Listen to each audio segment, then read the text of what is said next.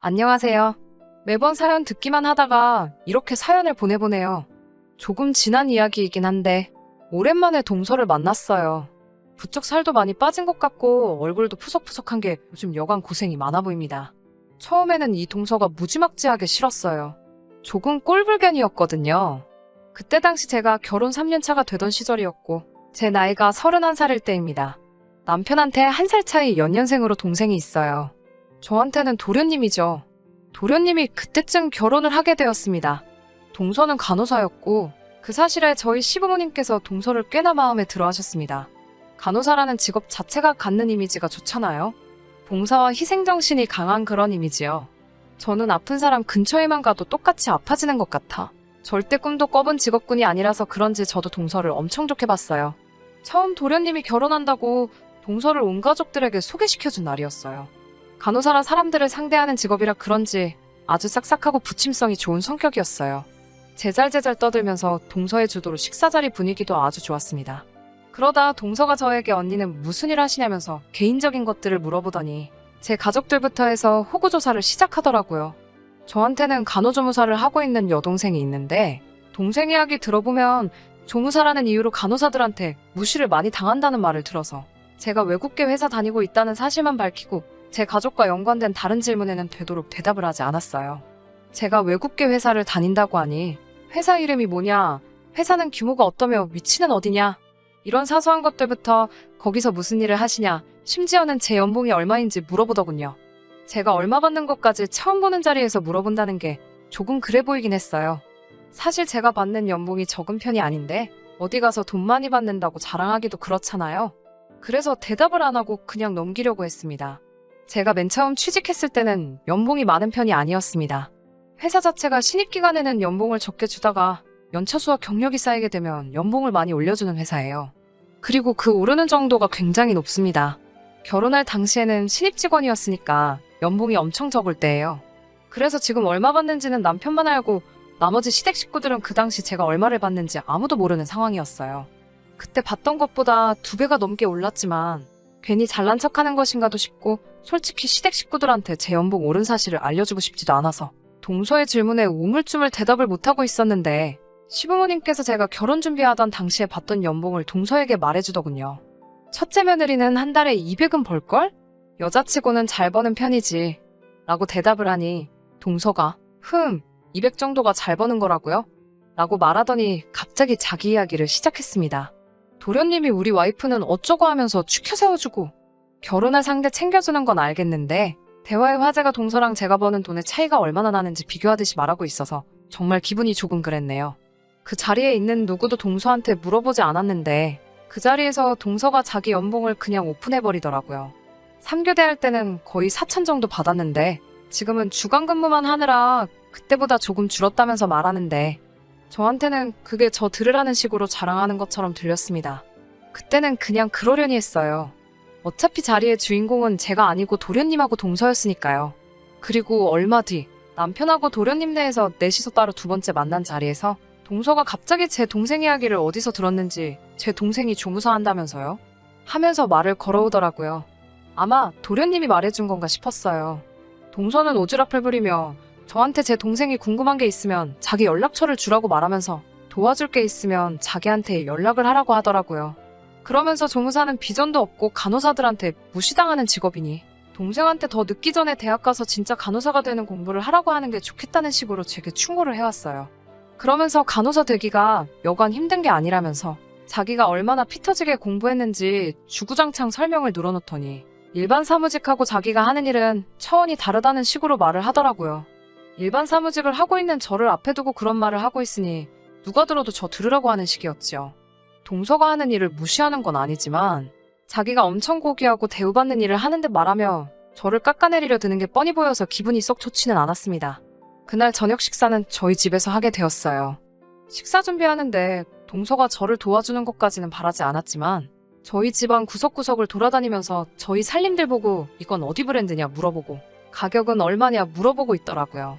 얼마 뒤 동서네가 신혼집 집들이를 한다고 저희 부부를 초대했는데 정말 저희 집에 있는 가전들하고 전부 같은 브랜드 같은 모델에서 보란듯이 한 단계 상위 모델들로 장만을 했더라고요. 그때부터 조금 오지랖 부리고 잘난 척하는 동서가 마음에 썩 들지는 않았지만 제가 결혼 파토 낼 것도 아니고 이제 한 식구가 될 사람인데 잘 지내봐야지 하는 생각에 그냥 그러려니 했습니다. 아무튼 그렇게 동서는 한 식구가 되었어요. 그렇지만 동서의 잘난 척은 거기서 멈추지 않았습니다. 시부모님네와 도련님네 함께해서 식사를 하고 나서 제가 계산을 하러 가면 동서가 쪼르르 따라 나와서 자기 카드를 들이밀며 언니가 돈이 어딨냐고 그 돈으로 언니 필요한 거 하시라면서 자기가 계산한다고 하더라고요. 마치 말하는 투가 자기가 저보다 돈을 잘 버는 줄 알고 동서가 아니라 제 형님 노릇하려고 한다고 해야 하나.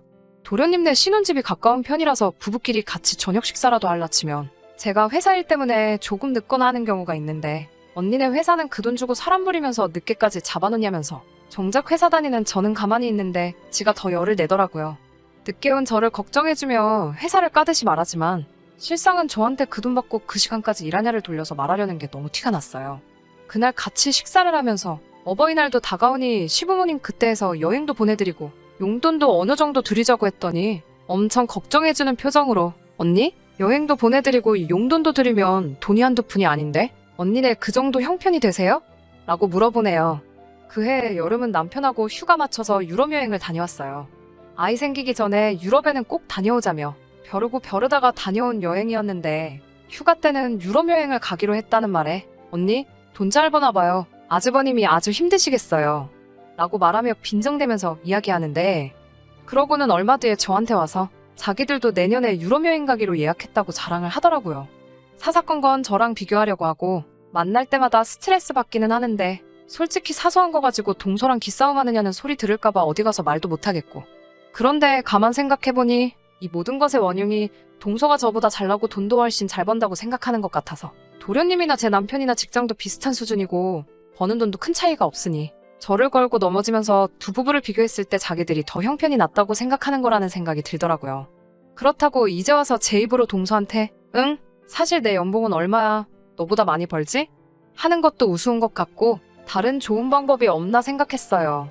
부부끼리 자주 식사를 하는 편인데 도련님네를 집으로 초대를 했습니다. 일부러 음식 준비는 하나도 안 해놨고 서재로 쓰고 있는 방에 들어가 컴퓨터를 켜서 전년도 연말정산했을 때 받아놓은 원천징수를 켜놓고 9월달 월급 명세서도 같이 열어놨어요.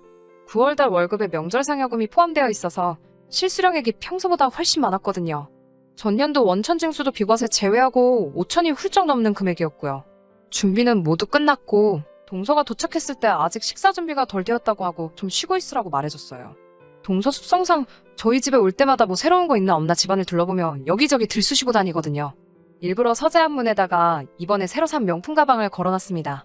예상했던 대로 동서가 이거 못 보던 거라고 언제 이런 걸 샀냐고 물어보더라고요. 그러면서 도련님을 부르더니 이 가방 얼마 정도 할 텐데 아주버님 또 큰 돈 쓰셨겠네 하면서 저 들으라는 식으로 조절되고 있더라고요.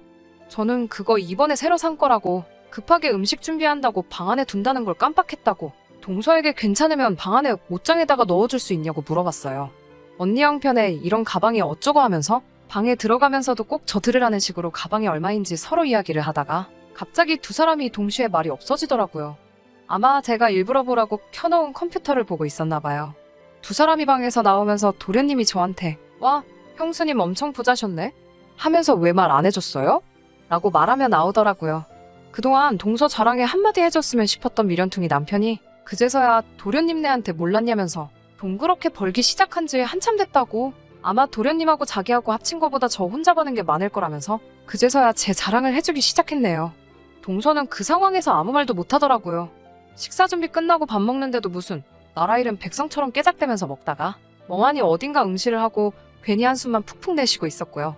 제가 동서에게 이거 비싼 고기인데 입에 안 맞아요? 이번에 보너스가 넉넉하게 나와서 비싼 걸로 산 건데 아까 동서가 걸어준 그 가방도 이번에 보너스 받은 걸로 하나 산 거예요. 하면서 자랑을 했죠.